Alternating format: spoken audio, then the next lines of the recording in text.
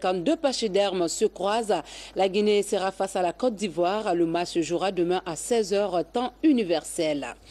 L'actualité, c'est aussi la rentrée scolaire 2014-2015. Les établissements scolaires ont rouvert les portes ce matin après quelques mois de vacances prolongées dues à Ebola.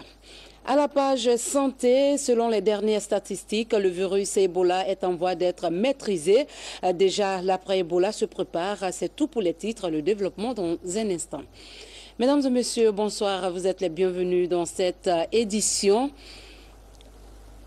À quelques heures du choc Guinée-Côte d'Ivoire, au compte de la première journée du groupe D, le Sili national de Guinée continue de peaufiner ses préparatifs du côté de Malabo. Michel Dussière et ses poulains sont prêts à affronter l'ogre ivoirien avec beaucoup de motivation. C'est le Tata Diallo, nous signe ce reportage. Situé à 1 heure de route de Malabo, que le Sili national de Guinée a tenu sa 3e séance d'entraînement depuis son arrivée en Guinée équatoriale. Au programme, travail d'adresse devant le but pour la ligne offensive et mise en place pour la défense. Sinon, tout le monde répond présent sauf le capitaine Camille Zayat pour une lésion myotendineuse. Le groupe est là, quasiment au complet, si ce n'est que Camille a été laissé au repos. Il ne peut pas participer aux séances d'entraînement là encore quelques jours. Mais sinon, vous avez vu que ce soir tout le monde est sur le terrain et prêt à en découdre. On sait que on a des matchs difficiles qui nous attendent, mais aussi c'est des matchs excitants à jouer pour les joueurs. Voilà, il faut qu'on s'appuie sur ce qu'on a fait par le passé. On est capable d'inquiéter beaucoup d'équipes, mais aussi on se doit d'être concentré et rigoureux à chaque moment. Si on est à 100% de nos moyens, on pourra faire quelque chose. Côté terrain, plus on approche de ce premier rendez-vous face à la Côte d'Ivoire, plus les joueurs sont motivés. Chaque entraînement, toutes les heures qui passent, un peu plus de motivation pour commencer la compétition. On voit les autres jouer, on voit comment c'est pas facile, que les matchs sont serrés. Donc oui, c'est de la motivation. Demain, il y en aura encore plus et on sera très très motivé pour le premier match, c'est sûr. Le Sili national de Guinée tient toute dernière séance d'entraînement ce lundi soir à 17 h temps universel au grand stade de Malabo avant le choc tant attendu contre les éléphants de Côte d'Ivoire. Ce match est très attendu par les Guinéens. Déjà, la ville est pavoisée de couleurs nationales. Une parfaite ambiance règne dans la capitale. Notre reporter Denise Mongono a recueilli quelques pronostics pour vous. Suivez. Nous sommes sur l'axe Bambeto-Amdalaï. Omar et Kerno sont les premiers supporters que nous avons croisés sur notre chemin. Pour la première sortie de leur champion demain à la CAN, ils sont confiants. Contre Côte d'Ivoire, il n'y a pas match. On va gagner 2 buts à 1, Inch'Allah. On veut les grandes équipes pour affronter quelque chose de meilleur. Il faut avoir des équipes talentueuses. Comme la Côte d'Ivoire, on dit que la Côte d'Ivoire est talentueuse, mais nous, on sait que nous allons battre la Côte d'Ivoire. Notre tournée à la rencontre des supporters du Sili se poursuit. Direction Dixine Terrasse. Partout, le tricolore national est brandi. Devant cette boutique, les cœurs battent très très fort pour le Sili. Ensemble, derrière le Sili, la Guinée gagne, le Sili gagne. Au centre-ville, dans le quartier Almania, un des joueurs sélectionnés pour la CAN est bien connu. Demain, son nom sera chanté. Le jeune footballeur que vous voyez là, Djibril Tamsir Paye, c'est le quartier là qu'il est. J'ai un message à lancer pour Djibril Tamsir Paye, pas seulement lui seulement, avec tous les autres du groupe. J'espère que Sili va faire beaucoup de choses.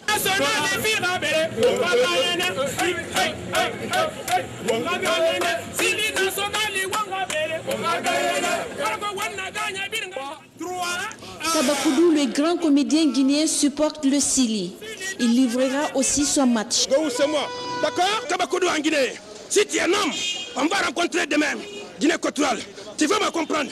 Tu bouscules le Suscambour. Voilà, tout habille à 1. Et puis, les 1 là, c'est cadeau pour toi. Demain, 2 éléphants vont se croiser. En Guinée, la fête se prépare dans les rues. C'est parti pour l'ouverture des classes après tant de mois écoulés. Elle a été effective ce lundi sur toute l'étendue du territoire national. Les élèves ont repris le chemin de l'école. Pour s'enquérir du démarrage des cours, le ministre de l'enseignement préuniversitaire a sillonné certains établissements scolaires de Conakry et Koya. Le constat avec nos reporters Sa Amaratono Habib Djama. Une entrée au pas de course. Après plus de 6 mois de vacances, les élèves reprennent le chemin de l'école. En ce premier jour de classe, c'est le soulagement. J'étais très impatient parce que je n'avais pas envie de perdre cette année. Ensuite, comme vous le savez, je passe le bac et ça va être un peu difficile puisqu'on n'a pas la période habituelle. Mais je suis quand même heureux d'être arrivé en classe. On a donné le premier cours aujourd'hui du premier chapitre et les enfants ont commencé à écrire. On n'a pas attendu. On a dit que la rentrée devrait être effective. Et nous nous sommes arrangés chez nous ici à ce que cela soit respecté. À Conakry et Koya, le ministre en charge de l'enseignement pré-universitaire s'est rendu dans quelques écoles pour évaluer l'effectivité de la rentrée. Le dispositif sanitaire en place rassure les encadreurs prêts. Nous avons tourné, la satisfaction que nous avons, c'est que toutes les dispositions sont prises pour que les écoles soient sécurisées. Et aussi, ce qui est extrêmement important, c'est de voir déjà que les élèves ont commencé à venir, les profs ont commencé à donner les cours, c'est extrêmement important. Donc je pense que nous pouvons dire qu'à partir de maintenant, l'école guinéenne a véritablement repris pour l'année scolaire 2014-2015. Le dispositif, en tout cas en termes de kit d'hygiène et en termes de thermoflash, en tout cas pour au moins ce qui est les mesures minimum pour s'assurer que les enfants sont sécurisés, ce que j'ai vu en tout cas dans les écoles que nous avons jusqu'à présent visité est satisfaisant. Mais encore une fois, comme je l'ai dit, il faut continuer à suivre ces dispositifs-là, il faut les monitorer dans les jours à venir. Ça serait effectivement non seulement de sa disponibilité, mais surtout de son utilisation. La prise de température, le lavage des mains à la rentrée de chaque établissement, les messages de prévention contre Ebola avant le démarrage des cours sont les nouveautés de cette année scolaire 2014-2015. Une année scolaire qui s'étendra sur 27 semaines réparties en 2 semestres. À l'université de Sonfonia, la cérémonie d'ouverture a eu lieu en présence du ministre de l'Enseignement supérieur. Les mesures sanitaires ont été renforcées. Tout est mis en place pour rassurer et encourager les étudiants à débuter les cours. Marie-Angélique Bangoura, reportage. Cette année, la rentrée est générale pour l'ensemble des établissements de formation scolaire et universitaire. À l'université de Sonfonia, la plus grande du pays, les étudiants sont affairés à l'inscription. Plus de 20 500 étudiants sont attendus ici. Il y a peu d'étudiants aujourd'hui parce que chaque année, à chaque ouverture de classe, c'est comme ça. Le premier jour, il y aura très peu d'étudiants. Le deuxième jour, il y aura une affluence. Et le troisième jour, les gens vont commencer à venir très sérieusement. À Sonfonia, comme partout ailleurs dans le pays, les kits sanitaires anti-Ebola sont installés. Ils sont donnés par le gouvernement et ses partenaires. Le défi du moment est d'empêcher Ebola de passer par l'école. J'ai la certitude que nous aurons une année universitaire sans Ebola et on va tous se battre pour cela, non seulement pour que Ebola ne pénètre pas dans les campus, mais que les étudiants et les enseignants puissent être les vecteurs des messages dans les quartiers et dans les familles au sein desquelles ils se trouvent, et que le défi de chasser Ebola dans les 60 jours, que l'université soit en première ligne. Malgré le retard pour l'ouverture des classes cette année, les responsables de l'éducation comptent prendre les choses en main à la satisfaction des élèves et des étudiants. Cette première semaine est décisive pour tous. Partout, des dispositions pour préserver la santé des élèves et leurs encadreurs sont visibles. L'application des consignes d'hygiène doit être obligatoirement respectée. La ministre de l'Action sociale, de la promotion féminine et de l'enfance s'est rendue dans quelques établissements pour s'assurer d'une rentrée sécurisée et sans Ebola. Mohamed de Camara.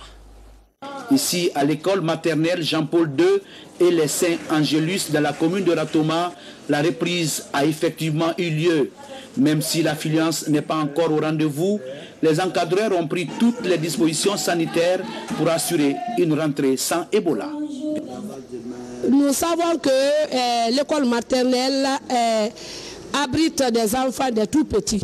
Et surtout les tout petits, c'est une couche très sensible et les enfants sont exposés. Donc nous sommes prêts à encadrer les enfants et assurer les règles d'hygiène. Faire une rentrée sécurisée à cause de la situation sanitaire actuelle du pays est une préoccupation du gouvernement guinéen. Toutes les dispositions nécessaires sont prises pour sécuriser les enfants, mais il faut quand même lancer un appel aux encadreurs des écoles pour que ces dispositifs continuent, mais aussi lancer un appel aux parents d'élèves pour que tout parent ayant la conscience que son enfant est contact ou bien a touché à un malade ou bien est dans une famille où la fièvre a existé, de garder l'enfant quand même à la maison pendant la période d'observation de 21 jours pour ne pas contaminer les autres enfants. Dans la même trajectoire, les élèves aveugles du centre Sogué de la Cité Solidarité ont bénéficié d'un bus de 30 places. Ce geste du ministère de l'Action sociale permettra à ces jeunes élèves de se rendre à l'école à l'heure. À la même page, la courbe est en baisse. Le gouvernement et ses partenaires se félicitent des résultats enregistrés quelques jours après le lancement de la campagne Zéro Ebola en 60 jours. La coordination nationale de riposte à Ebola et ses partenaires s'attellent déjà à de nouvelles stratégies de réorientation des ressources disponibles dans le renforcement du système de santé pour mieux prévenir d'autres épidémies. Sori de Kera annonce ce reportage. La croisade enclenchée contre la fièvre hémorragique à virus Ebola se poursuit en Guinée.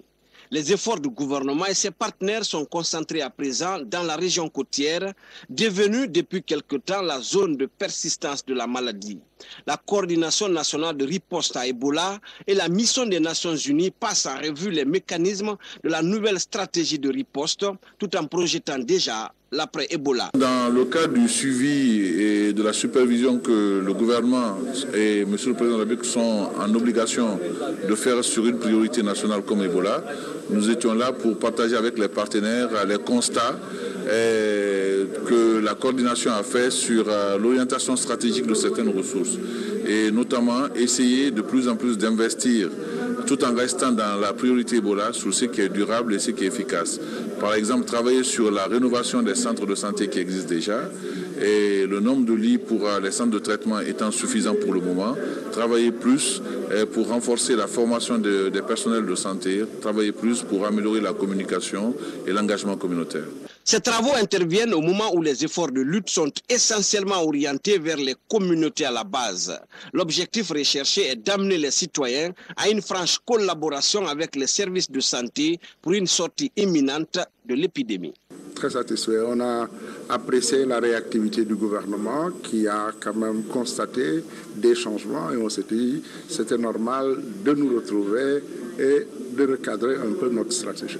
Vu la tendance évolutive de l'épidémie, qui est vraiment favorable, il s'agit de voir comment réorienter les ressources acquises vers d'autres activités de riposte. Avec l'implication effective de la présidence de la République aux travaux de riposte à l'épidémie de la fièvre hémorragique à virus Ebola, les partenaires gardent grand espoir quant à l'éradication de l'épidémie dans les meilleurs délais. Et puis le centre de traitement du personnel soignant a été inauguré ce matin à la base aérienne principale de Conakry. Ce centre a été réalisé par la France pour appuyer la Guinée dans sa lutte contre le virus Ebola. Sergent Alassane Diaby, notre correspondant de la presse militaire. Falcon 900 de l'escadrille Estérel, un avion spécial de transport de haute personnalité, atterrit à l'aéroport international de Conakry-Bessia. À son bord, le secrétaire d'État français aux anciens combattants et à la mémoire. Il est accueilli par le ministre délégué à la défense nationale et l'ambassadeur de France en Guinée. Ils se rendent à la base aérienne principale de Conakry pour l'inauguration du centre de traitement des soignants. Le site se compose de 4 parties principales. Juste derrière moi, la zone fonctionnelle santé qui est le cœur du CTS. Le centre de traitement des soignants dispose aussi d'une zone technique assurant l'alimentation électrique de ce centre et son fonctionnement en carburant. Il dispose aussi d'une zone dédiée à la partie hébergement, commandement et transmission de ce détachement. Formés, soignés, recherchés et conseillés, ces actions sont menées par la France dans la lutte contre Ebola depuis son apparition en Guinée. En témoigne la réalisation de ce centre. La France a participé à la mise en place du centre de traitement de la population touchée par le virus Ebola à Massanta et a accompagné le développement de 4 autres centres, à Nzéré-Koré, à Kérouané, à Bela, et Paria. Aujourd'hui, je suis fier de pouvoir annoncer qu'un nouveau centre de capacité de 10 lits dédié au traitement des personnels soignants est désormais opérationnel ici. C'est des soignants qui sont pris en charge dans ce centre-là qui est ouvert par la France. Nous disons grand merci à la France d'avoir pensé à cette couche. À l'occasion, un point de presse est animé par le ministre délégué à la Défense nationale, celui de la Santé et de l'Hygiène publique et l'émissaire français. Plusieurs questions relatives à l'éradication du virus Ebola en Guinée ont été abordées. Opération de ratissage dans la sous-préfecture d'Alasoya, c'est dans la préfecture de Forêt-Caria, des cas suspects d'Ebola opération de ratissage dans la sous-préfecture d'Alasoya, c'est dans la préfecture de Forêt-Caria, des cas suspects d'Ebola pour une prise en charge des malades. La mission a été conduite par le ministre de la Communication, accompagné des partenaires et des agents de santé. Reportage Mikini Moussa Kamara dans un commentaire de Diane Yansane. Les opérations de ratissage des cas suspects d'Ebola vont bon train dans la préfecture de Forêt-Caria. Cette mission dirigée par le ministre de la Communication est composée d'agents de santé et des partenaires. La mission a détecté des cas suspects dans la sous-préfecture d'Alasoya, comme le témoignent ces spécialistes. Avec la sous-préfecture Alasoya, nous avons pu extraire 4 malades. Ces 4 malades suspects sont déjà envoyés au centre de transit. Ça, c'est un résultat important. Nous avons aussi des contacts qu'on a obtenus à partir de ces malades. Nous avons au moins 15 contacts qu'on a eu sur place et il y a encore d'autres éléments qui sont là pour suivre toujours ces contacts. Donc de façon globale, on a eu un résultat intéressant avec ce qu'on a fait aujourd'hui, c'est déjà bon. Si vraiment les autorités pouvaient nous aider à maintenir les forces de l'ordre juste dans la préfecture de Forêt-Caria, afin que nous puissions faire les mêmes activités sécurisées dans beaucoup de familles où il y a vraiment les cas suspects pour leur extraction, pour le CT, le prélèvement, et surtout essayer vraiment de renforcer le flux migratoire, surtout en installant des barrages, des postes de contrôle mixtes à la sécurité et le personnel médical pour vraiment empêcher le déplacement des cas suspects, des corps ou les contacts même qui vont se déplacer. Extraction des cas suspects, la pulvérisation des domiciles, sensibilisation de la communauté et la remise des kits aux populations ont été les principales activités de la délégation. La lutte contre Ebola est menée sur plusieurs fronts. L'ONG humanitaire Isolons Ebola vient de produire à Paris 2 tubes musicaux avec les plus grandes voix du monde. Les recettes générées de la vente des produits seront distribuées aux enfants orphelins pour une couverture sanitaire et de parrainage scolaire. Cheikh Tidiane Traoré est au micro de Diane Yansane. Isolons Ebola est une association humanitaire créée par des jeunes cadres guinéens dans l'objectif d'accompagner le gouvernement et ses partenaires dans leur effort de rupture de la chaîne de contamination de la maladie à virus Ebola. Elle est financée exclusivement par la Fondation KPC pour l'humanitaire. Quand le virus a commencé à faire des milliers de morts, l'association a décidé de mettre en chantier 2 œuvres musicales qui ont regroupé près de 100 artistes africains et internationaux autour de 2 titres, Plus jamais Ebola et On Voice. Les recettes tirées des ventes de cette œuvre permettront de sauver, protéger et éduquer les enfants orphelins d'Ebola. C'est une œuvre qui a besoin du soutien de tout le monde. Il est en téléchargement payant sur le site www.isolonsebola.com, sur tout le réseau et plateforme Believe, et il va être bientôt en vente parce que nous allons le proposer à la société civile et aux travailleurs guinéens. Notre première cible va être les centrales syndicales afin qu'un bon de commande au moins de 150 000 unités puisse être obtenu afin que les bénéfices puissent être reversés à l'UNICEF en faveur des enfants orphelins d'Ebola. Mais pour donner le ton, la Fondation KPC a financé pour l'association Isolons Ebola 20 000 cahiers scolaires qui vont être mis avant la fin de la semaine à la disposition de l'UNICEF pour être distribués dans les zones où vivent les enfants orphelins d'Ebola. L'actualité, c'est aussi le choix du guide religieux dans la préfecture de Lola. Des musulmans se sont affrontés ce week-end. Ce conflit confessionnel oppose deux familles. Pour en savoir davantage sur le sujet, on écoute le secrétaire général des affaires religieuses au micro de Abdul Aziz Baldé.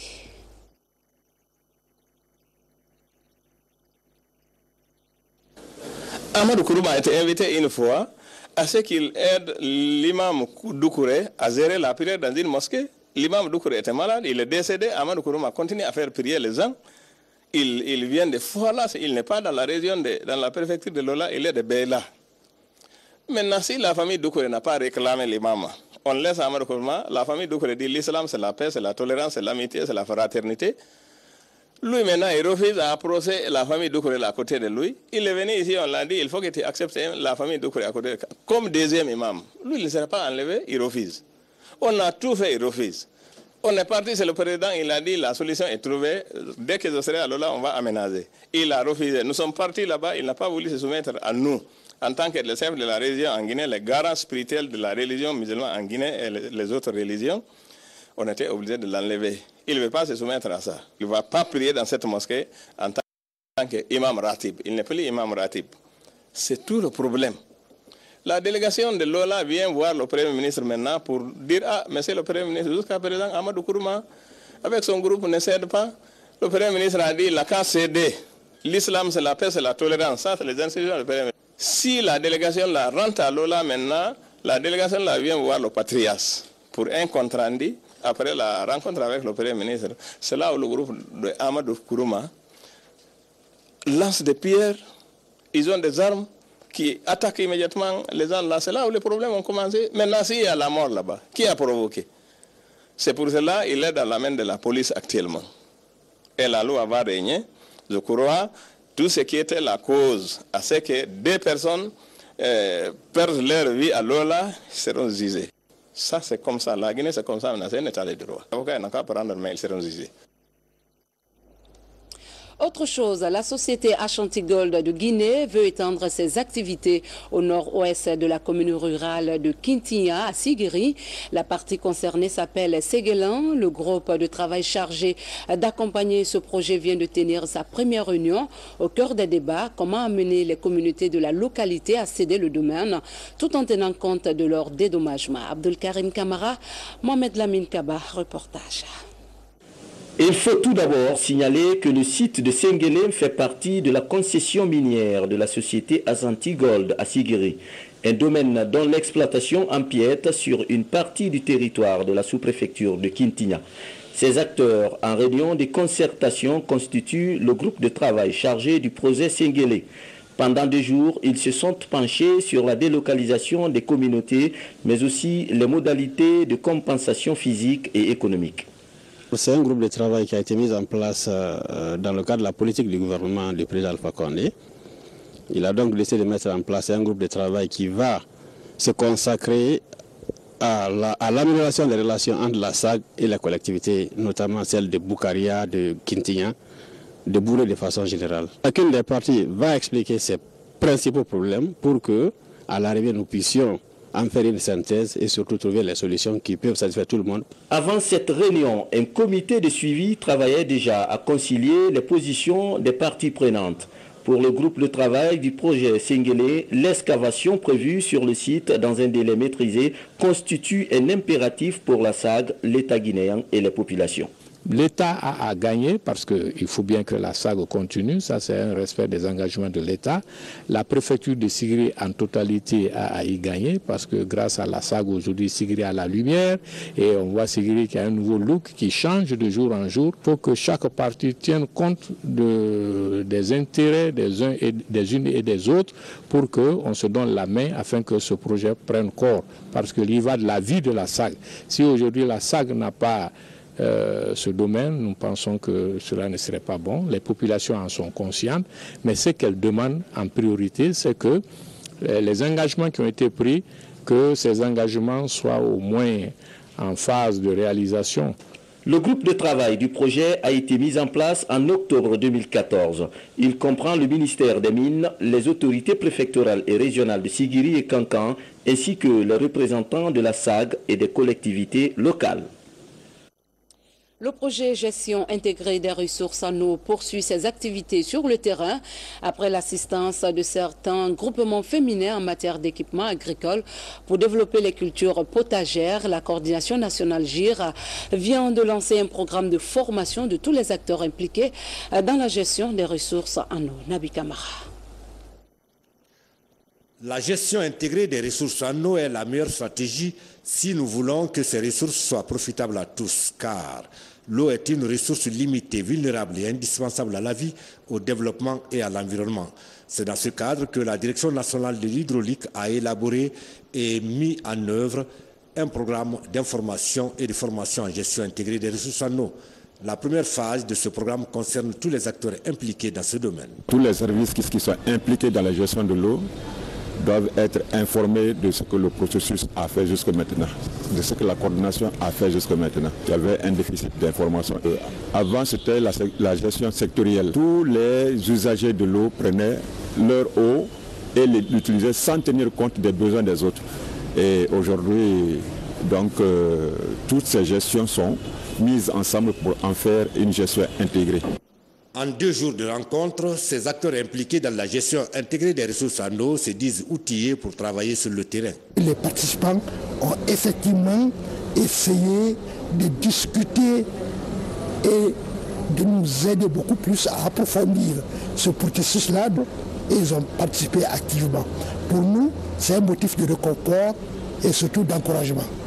La Direction nationale de l'hydraulique s'attend maintenant à la mobilisation de l'ensemble de ces acteurs pour accélérer et adopter un plan d'action national, principal cadre de référence de la gestion durable des ressources en eau pour notre pays. Et pour finir, le jardin Chevalier de Dalaba est un cadre touristique qui attend d'être exploité. Créé en 1908, ce site est très agréable à visiter, mais si rien n'est entrepris, il pourrait disparaître. Le constat avec Sekou Fernand Kuroma. Ce jardin est menacé par endroits. Des gens s'adonnent à la coupe du bois. Ils le taillent en brindilles et le vendent aux femmes dans différents marchés du pays. Avec une résine très inflammable, ce bois sert de combustible à de milliers de familles. C'est au prix de ce commerce qu'un pan entier de ce jardin a été ravagé. Avec la section forêt et faune, des dispositions sont prises pour protéger la forêt. Malgré la réticence de certains. Mais on continue, on se bat pour protéger la forêt. Partout, c'est les mêmes agressions. Donc la superficie est grande. L'agression, la surveillance est un peu difficile, mais on fait un effort quand même. Fondé en 1906 par le botaniste français Auguste Chevalier, cet espace servait de lieu d'expérimentation d'une variété d'arbres des régions tempérées. Et Dalaba s'y est exactement prêté. Certains se souviennent encore. Je me souviens que cette forêt était très dense. À cet endroit, par exemple, on élevait du poisson. Mais aujourd'hui, des gens coupent le bois. En plus de son caractère touristique, ce jardin favorise un microclimat à certains moments de l'année. Des habitants alentours mesurent son importance dans leur cadre de vie. Cette forêt a beaucoup d'intérêt pour nous. Son climat nous permet de vivre à l'aise et nous utilisons les branches comme éléments d'ornement et de décoration. Pour rentabiliser ce jardin, les techniciens du tourisme comptent aménager un village touristique en vue de mieux organiser les visites. Ainsi prend fin cette édition. Merci de votre attention. Surtout, restez avec nous pour la suite de nos programmes. Bonsoir.